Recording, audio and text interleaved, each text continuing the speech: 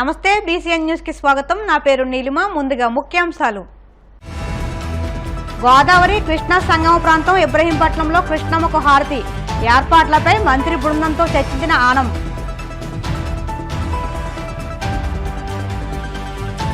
తమిళనాడులో క్రీడాకారుల పట్ల ఉపాధ్యాయుడి అనుచిత ప్రవర్తన, వెంటనే ఉపాధ్యాయుడిని సస్పెండ్ చేసిన విద్యాశాఖ।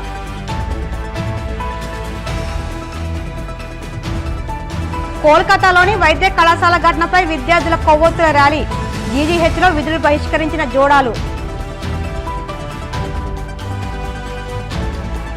కాకినాడ సిటీలో ఉత్సాహంగా హర్ ఘర్ తిరంగా ర్యాలీ, హాజరైన వివిధ కళాశాలలకు చెందిన 200 మంది విద్యార్థులు। గోదావరి కృష్ణా సంగమ ప్రాంతమైన ఇబ్రహీంపట్నం ఫెర్రీ వద్ద నెల రోజుల్లో కృష్ణమ్మ హారతి కార్యక్రమాన్ని పునఃప్రారంభించేందుకు అవసరమైన చర్యలు తీసుకున్నట్టు రాష్ట్ర దేవాదాయ ధర్మాదాయ శాఖ మంత్రి ఆనం రామనారాయణ రెడ్డి వెల్లడించారు। కృష్ణమ్మ హారతి కార్యక్రమం పునఃప్రారంభానికి సంబంధించి ఏర్పాటైన మంత్రుల బృందం సమావేశం మంత్రి ఆనం అధ్యక్షతన జరిగింది। ఈ సందర్భంగా ఆయన మాట్లాడుతూ గతంలో సీఎం చంద్రబాబు నాయుడు ఆధ్వర్యంలో పవిత్ర సంగమం వద్ద కృష్ణమ్మ హారతిని ఒక పవిత్ర ఆధ్యాత్మిక కార్యక్రమంగా నిత్యం నిర్వహించినట్టు గుర్తు చేశారు। అయితే గత 5 ఏళ్ల కాలంలో ఈ కార్యక్రమాన్ని నిర్వహించకుండా గత ప్రభుత్వం నిర్లక్ష్యం చేసిందని, మరలా కృష్ణమ్మ హారతిని నెల రోజుల్లోగా పునఃప్రారంభించాలని ముఖ్యమంత్రి నిర్ణయం తీసుకున్నారని పేర్కొన్నారు। కావున కృష్ణమ్మ హారతి నిర్వహణకు పవిత్ర సంగమం ఇబ్రహీంపట్నం ఫెర్రీ వద్ద అవసరమైన కనీస మౌలిక సదుపాయాలు కల్పించేందుకు యుద్ధ ప్రాతిపదికన చర్యలు తీసుకోవాలని సూచించారు। ఈ సమావేశంలో director fire services Murali, Vijayawada పశ్చిమ డీజీపీ టి హరికృష్ణ, సంబంధిత శాఖల అధికారులు పాల్గొన్నారు। తమిళనాడులో స్టూడెంట్ పట్ల ఓ టీచర్ ప్రవర్తించిన తీరుపై సర్వత్రా విమర్శలు వెల్లువెత్తున్నాయి। ఫుట్బాల్ మ్యాచ్ అనంతరం ఆ ఉపాధ్యాయుడు తన స్టూడెంట్స్ని కాలుతో కొడుతూ తిడుతూ కనిపించాడు। ప్రస్తుతం వైరల్ అవుతున్న ఈ వీడియోలో కోచ్ ఆటగాళ్లను తన్నడం, చెంపదెబ్బ కొట్టడం వంటి దృశ్యాలు సర్వత్రా ఆగ్రహాన్ని రేకెత్తిస్తున్నాయి। కోచ్పై కఠిన చర్యలు తీసుకోవాలని డిమాండ్లు వెల్లువెత్తున్నాయి। తమిళనాడులోని సేలం జిల్లా మెట్టూరు సమీపంలోని ప్రభుత్వ ఎయిడెడ్ పాఠశాలలో ఈ ఘటన చోటు చేసుకుంది। తన విద్యార్థులపై దాడికి పాల్పడిన ఉపాధ్యాయుడిని అన్నమలైగా గుర్తించారు। నువ్వు అబ్బాయివా లేక అమ్మాయివా, అతడిని ఎలా గోల్ కొట్టనిచ్చావు అని గోల్ కీపర్ని ప్రశ్నించాడు। బంతిని ఎలా దాటనిచ్చారని మరొకరిని అడుగుతాడు। మీరు ఒత్తిడిలో ఆడలేరని ప్రశ్నించాడు। మరో విద్యార్థిపై దాడి చేసినప్పుడు కమ్యూనికేషన్ ఎందుకు చేయలేదని ప్రశ్నించాడు। ఆటలో ఓడిపోయిన వాడిని దూషిస్తూ కాలితో తన్నదాన్ని ప్రతి ఒక్కరూ తప్పుపడుతున్నారు।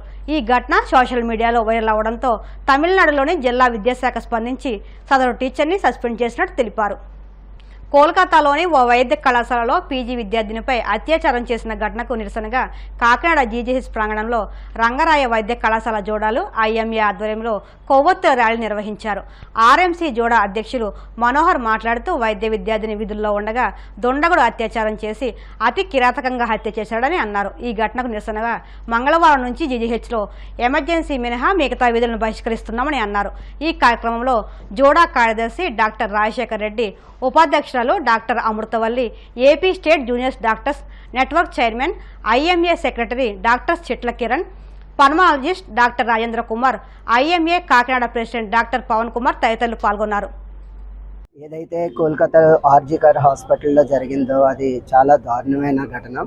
ఇలాంటి పరిస్థితులు మరలా ఎందుకు జరుగుతున్నాయి అన్నది ఈ సందర్భంగా మనం గుర్తు తెచ్చుకోవాలి। ఒక ఐసోలేటెడ్ ఏరియా అన్నది ఉండి అక్కడ దారుణమైన సంఘటన జరిగిందో అలాంటి పరిస్థితులే ఆల్మోస్ట్ ఇండియాలో ఉన్న అన్ని గవర్నమెంట్ టీచింగ్ కాలేజెస్లో ఉన్నాయని నేను నమ్ముతాను। ఎందుకంటే మన హాస్పిటల్లోనే చదివి మన హాస్పిటల్లోనే చూసిన సంఘటనలు కూడా నాకు ఉన్నాయి। ఒక ఎంఎన్ఓ ఎవరితోనో అసభ్యంగా ప్రవర్తించడం నేను చూశాను।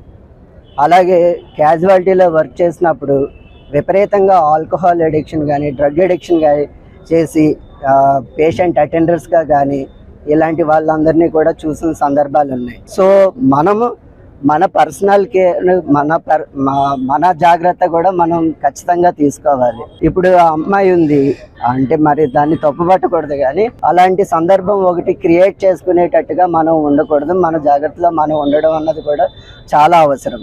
సెకండ్ ఇయర్ పీజీ చేస్తున్నటువంటి డాక్టర్ గారు డ్యూటీ చేస్తున్న తరుణంలో సెమినార్ హాల్లో రెస్ట్ తీసుకుంటుండగా అత్యంత మానవ హృదయాలు కరిగించేటువంటి పరిస్థితుల్లో, అత్యంత దయనీయమైనటువంటి పరిస్థితుల్లో ఆవిడ్ని రేప్ చేసి చంపేయబడ్డారు। అందుకని చెప్పని అటువంటి 120 సంవత్సరాల క్రితం కట్టినటువంటి హాస్పిటల్లో ఎటువంటి సెక్యూరిటీ అనేటువంటిది లేకపోవటం చాలా శోచనీయం।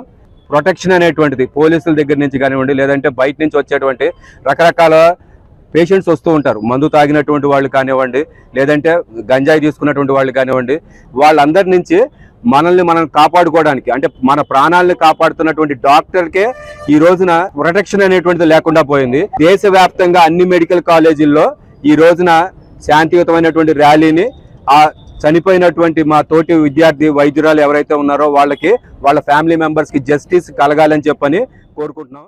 అసలు ఈ ఇన్సిడెంట్ జరిగిన దగ్గర నుంచి అసలు ఏ వర్క్ చేయాలన్నా అసలు మేము కూడా వర్క్ లో యాక్టివ్ గా పార్టిసిపేట్ చేయలేకపోతున్నాము. మాకంటూ ఒక మేము ఎంతో యాక్టివ్ గా ఫ్యామిలీస్ దూరంగా వదిలేసి వచ్చి ఇక్కడ చదువుకోవడానికి వచ్చిన అమ్మాయిలందరం కూడా అసలు స్టడీస్ మీద కాన్సన్ట్రేట్ చేయకుండా ఫ్యూచర్ డాక్టర్స్ అందరికి ఒక భయం అనేది ఒకటి జరబడింది. సో ఎంత క్రూరంగా ఆ అమ్మాయిని అక్కడ ఆ అమ్మాయి రేప్ చేయబడింది. సో మా అందరికి న్యాయం జరగాలి. అసలు సెంట్రల్ బ్యూరో ఇన్వెస్టిగేషన్ జరగాలి. ఈ ఆర్ఎంసీ మెడికల్ కాలేజ్ అమ్మాయిలుగా ప్రతి ఒక్కరు డాక్టర్స్ అందరం కూడా విజ్ఞప్తి చేయడం జరుగుతుంది. వి వాంట్ జస్టిస్ జరిగే వరకు కూడా మేము ప్రతి ఒక్క డాక్టర్ అందరం కూడా ఇక్కడ ధర్నా చేయడం జరుగుతుంది.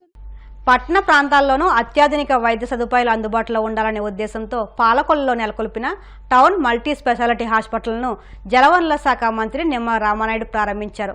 అత్యాధునిక వైద్య సదుపాయాలతో మల్టీ స్పెషాలిటీ హాస్పిటల్ రావడం పట్టణ ప్రజలందరికీ ఎంతో ఉపయోగకరమని అన్నారు. ఈ కార్యక్రమంలో పట్టణంలోని ప్రముఖులు, రాజకీయ నాయకులు పాల్గొన్నారు.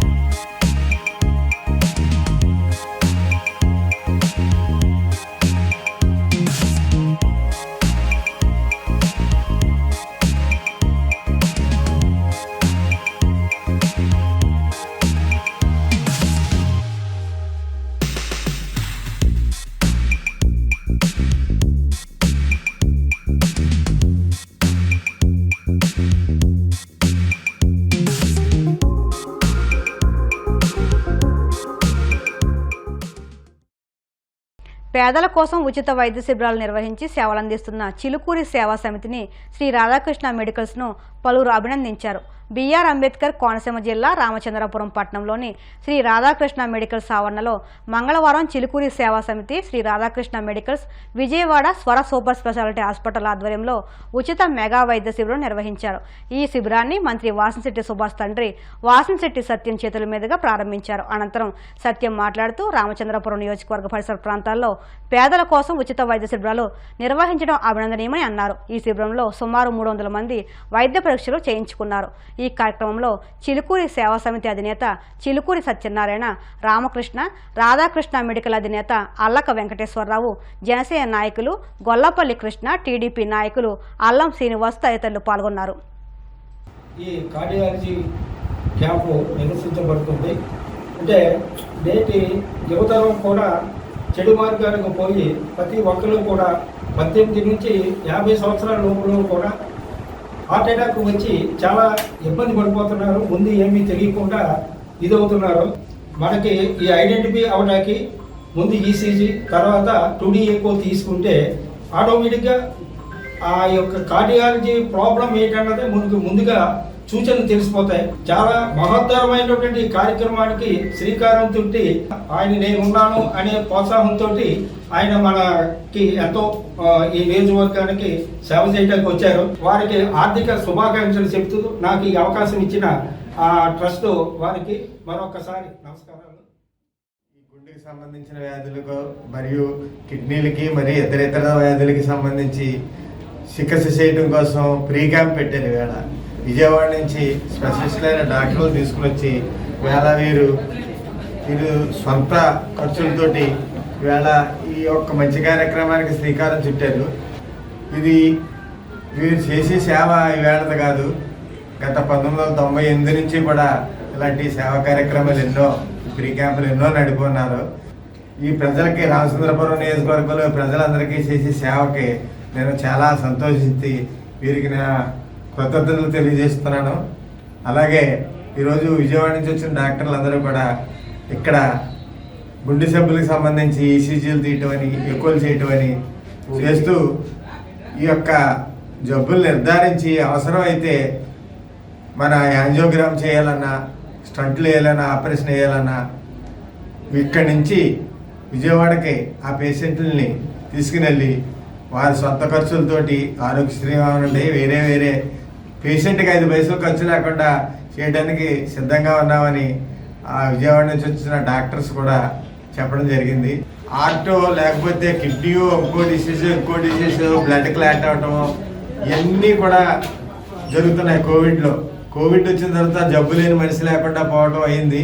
ఇలాంటి సమయంలో ఇలాంటి కార్యక్రమాలు చేస్తున్నందుకు వెంకటేశ్వర గారికి, మన సత్యనారాయణ గారికి ఇద్దరికీ కూడా మనస్ఫూర్తిగా నా హృదయపూర్వక అభినందనలు తెలియజేసుకుంటాను.